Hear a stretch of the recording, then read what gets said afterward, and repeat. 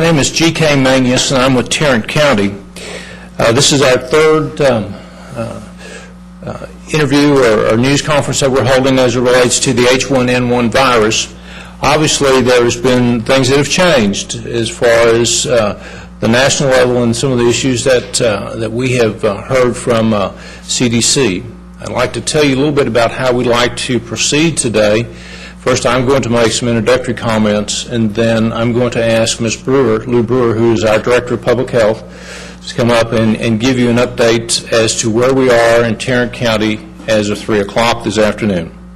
After that, Dr. Parker, who is our medical authority or health authority, will be making comments and will be taking questions. In fact, both Ms. Brewer and Dr. Parker will be taking your questions. Let me first say that as we stated yesterday, we are continuing to monitor the H1N1 influenza in Tarrant County and within the region. This monitoring includes our constant communication with not only hospitals but other health providers in Tarrant County. We're working with state officials and also CDC, and to ensure that we have the ability to collaborate with our local partners, we attempt to stay in constant communication with them, or within continuous communication with them. As you probably know, there's been a change from CDC, and that change, we received that at about 1 o'clock. It went on their website at about 1 o'clock, and it changed some of the dynamics that we'll be considering. Dr. Parker will be talking about that a little later on. I will point out one thing, though. This is probably the 5th change that we're seeing from either the state or the federal government as it relates to their recommendations as far as local health authorities and local health departments and how we approach this particular issue. We take those recommendations, current recommendations, into consideration as we communicate with our partners in a collaborative decision-making process, so that our recommendations are local recommendations, those that have input from local entities, local officials, but at the same time considering the comments and recommendations that we're receiving from both CDC and the state. So that's how we have functioned in the past. Even with these new guidelines, that's how we will be functioning in the future. This is not an issue of one single governmental entity making a recommendation, but rather a collaborative effort, and one that we believe is successful and one that we're going to continue. With that, I would ask that Ms. Brewer come up and talk a little bit about what we just released on our website and a snapshot of this issue as of 3 o'clock today. Please. Good afternoon. As of our cutoff time for our 3 p.m. report, we still had 8 confirmed cases, and we received some new probable cases. There were 5 probable cases pending from yesterday, and 4 new probable cases for a total of 9 today. The locations of the 5 of the 9 have been determined, and out of those 5, 2 were out of county. Currently, there are 4 new probable cases under investigation. And you have the information there before you for the breakdown that we have so far in the new probable cases. We're now going to ask Dr. Parker to come forward and talk a little bit about the CDC issues and other issues she might want to discuss with you at this time. Dr. Parker. Thank you. Good afternoon. I just wanted to let everyone know that the CDC guidance has changed regarding school closure and reopening. The CDC has recently issued statements that said that it doesn't have to be, school closure does not have to be considered in a community where there is a confirmed or a probable case. Now, this is a recommendation, and it still leaves it up to the different communities based on the events going on in the community. And that's what I wanted to share with you, that our process is the same, but the guidance is different. So we take the information that we have regarding our local community and the information that we're receiving from all of our partners, use that information and use the guidance from the CDC to make our decisions for our community. And that's the only opening statement that I had for that, and I think that we can take some questions now because I'm sure there's quite a number. Given the guidelines that you set out, what are you recommending to the various districts in that school? Well, the question is, Sorry? we're learning this part, okay? With the new guidelines, what are your recommendations to the school districts? With the new guidance, we will be speaking with each of the school districts regarding that because, again, it depends on what is going on in their district. While I have already communicated with the different school districts that have been affected, we still need to have discussions later this evening about what further recommendations will be for those schools. So I can't make a blanket statement saying this is what we would recommend because we need to make sure that we have all of the information pertaining to each of those facilities and make a recommendation with the school officials. So you are actually meeting with them this evening to try to figure out each individual district's course of action? Yes, likely not in person. We will meet by telephone, but we will be in communication with each other. Dr. Parker, does that mean that if you're going to meet with the districts tonight, however, do parents need to be watching and paying attention to the media? Could some schools possibly reopen tomorrow? The question is, if you communicate with the schools tonight, will there be a possibility that some schools might open tomorrow? There is that possibility, and I would encourage parents to stay informed of the current situation. One thing that we do have to point out, though, is that the decision to either open a school or to continue its closure is not a decision of the Public Health Authority. It's going to be a decision of the superintendent. And so we will be advising them of these new guidelines and working with them, but the final decision is going to continue to rest with the superintendent of schools. If you said that there's that possibility, do you expect to recommend some schools to return to classes? The question is, will you recommend that some schools return to class? I will have to discuss that with the school officials first. One, we need to know, again, we need to reassess what's going on in their school and in the community in light of the new guidance that we have received.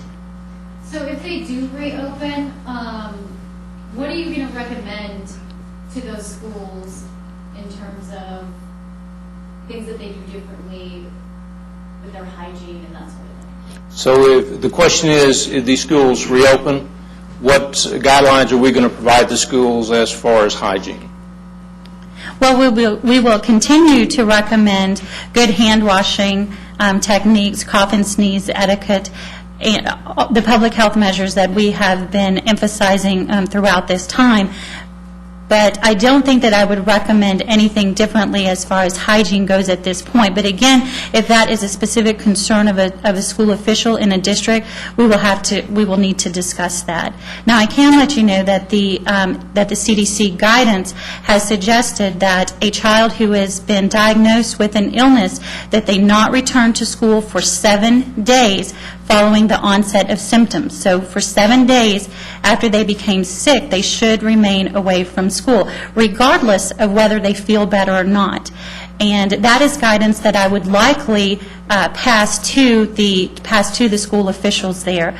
The other guidance regarding returning to school is, again, regardless if 7 days have passed, that the ill child does need to be asymptomatic. So, meaning they're not showing symptoms any longer. So even if it's been 7 days, if they're still ill, they don't need to come to school. If the CDC says that either a confirmed case or a probable case is reason to close a school, what are the other variables, local variables, that you have to consider then? Question is, what are the other local variables, except in addition to what CDC has recommended, what are those local variables that we need to consider? That's a good question. Thanks for asking. The things that we would need to consider is the extent of disease in the school, the extent of disease in the community, and based on those two things, could that school operate and function as it would if it did not have this illness present in the school. Dr. Parker, I might just ask you a question. I know that we've talked about this. Has the state released some guidelines also that are in conformity with this, as far as you have a large number of kids that are ill in the school or faculty? Yes, the state has. They issued those guidelines prior to us coming. If you'd like, I could read that. To you.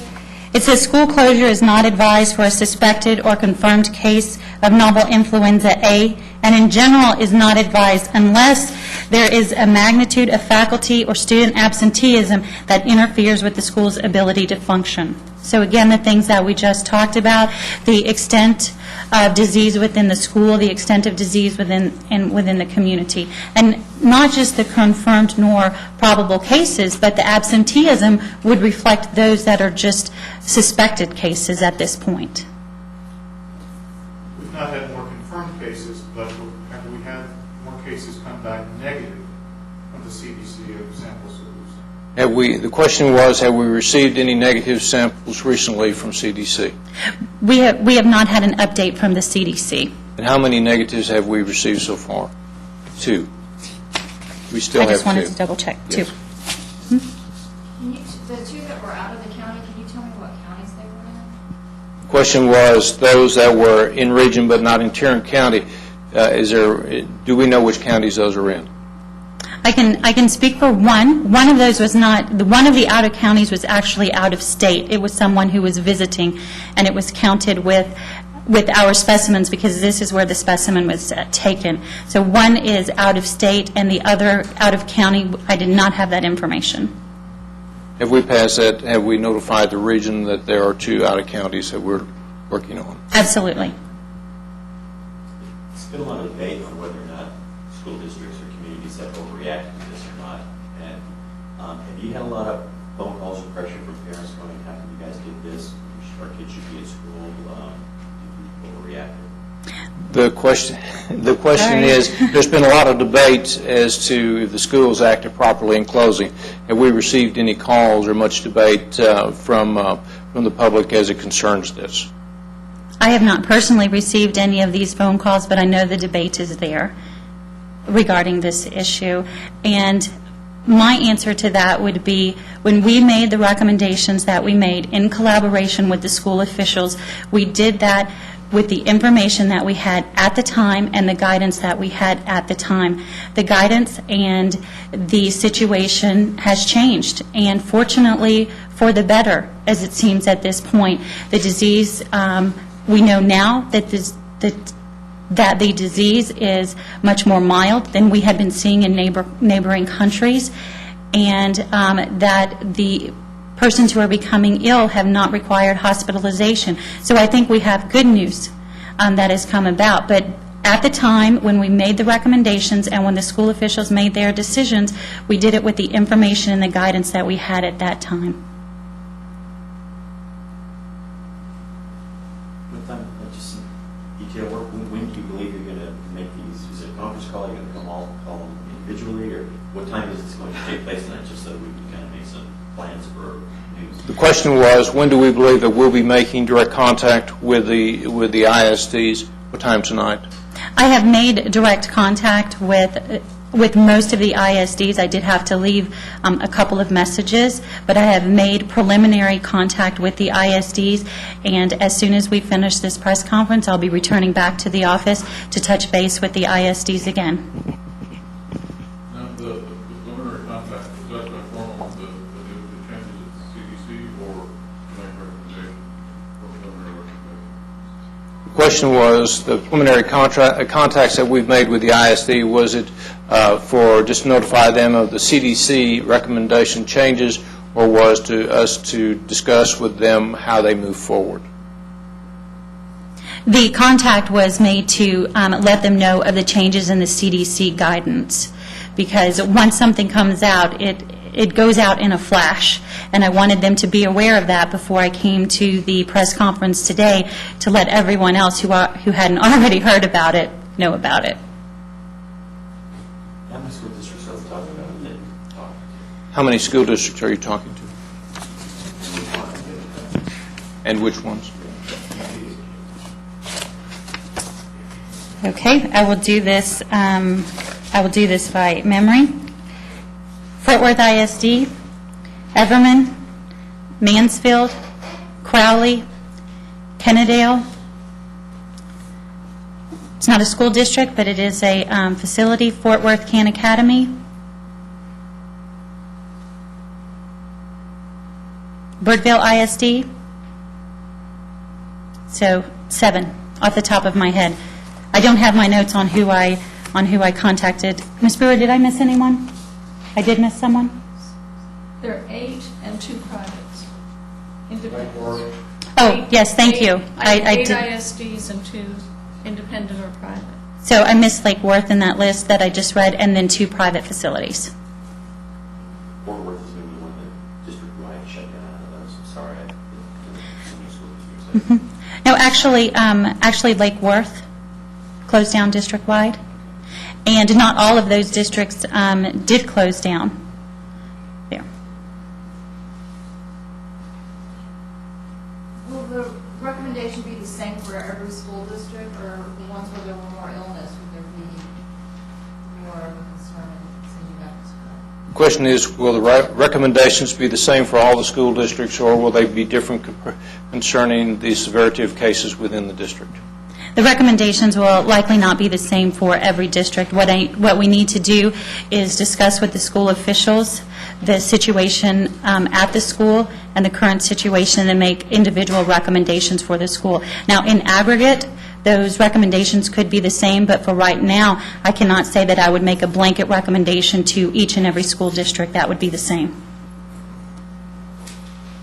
So to be clear, you're going to be in discussion with all 8 of these ISDs and the 2 independents sometime this evening, after this meeting? Yes, sir. The question is, are we going to be in contact with all of these 8 plus the 2 independents this evening? Yes. So will these districts know tonight, I mean, or after this discussion, will they know your recommendation to them after your discussion with them tonight? The question is will all these districts know your recommendations at the end of the evening? Yes. But part of this is going to be, again, it's collaborative. It's going to depend in part on what they tell you about their student populations. Yes, the comment was that this was a two-way street, really, and it wasn't just based on our recommendation. And I can answer that. Quite frankly, we have always communicated and acted cooperatively with those jurisdictions, and we will continue to do that. We will talk with those school districts and help the superintendent work through the various issues, as we heard earlier today, and then the superintendent will make that decision. We're not saying that they will make it tonight, but they will make it in the near future. Have all the schools at Fort Worth ISD, have they been scrubbed down? I know that there was going to be a serious meeting. Are they finished? The question was, have all the schools been scrubbed down? I don't have that information, but Dr. Johnson did say that would occur, and so I have full faith that it did. Okay. I'd like to just make a few closing comments. I know we tend to say this a lot, but it's very important that we continue to state it so that it's very clear. We continue to communicate on a daily basis with other healthcare professionals. That includes daily conferences with the local health authorities of the 4 big counties in this region, plus the regional health authority for the state. We are also in constant contact or in daily contact with those infectious disease nurses that are that are not only in the hospitals, some though they're also with the private care providers. Our goal is to make sure that we continue to monitor what those individuals are seeing and hearing, so that we can use that information, factor that information in, not only to our recommendation to a different local governmental entity, but also to make sure that those other local governmental entities know what the professionals on the front line are seeing and really saying. So as I said, we're seeking input from a lot of different sources. I think we've handled that very well. I think that the recommendations that we have provided to school districts and to municipalities have been at a very high level and have been something that has been very comprehensive, and we're going to continue to do that. I would like to also, and I forgot to mention as we started the conference, that we do have elected officials. If you have comments or questions for them also, I want to recognize Judge Whitley. He is in the back, and he'll be more than happy to take your questions. One thing that we're looking at here, and we've held these news conferences for 2 days in a row now, actually 3 days in a row, and we're getting to a point that we may want to move away from a news conference environment to a teleconference with you all. And we're seeking your advice. We are going to move eventually to that format. We're looking at maybe holding one more news conference tomorrow and then moving to a teleconference format that will occur every other day. And we will seek your advice if you think that we need to have one more news conference tomorrow, or if you'd like to start with a teleconference tomorrow. Tomorrow? I would think, considering that we'll probably have schools making decisions, that we may want to have another press conference. Okay? Because I'm sure we want to get your input about how the discussions went, some of the factors that went into making those decisions. We saw that as an option, and so if that's your desire, then we will come back tomorrow at 3 o'clock and have a final news conference, and then go to a teleconference. Of course, if there's any breaking news, then we'll come back as a news conference. If there's no other comments or questions, then we're adjourned.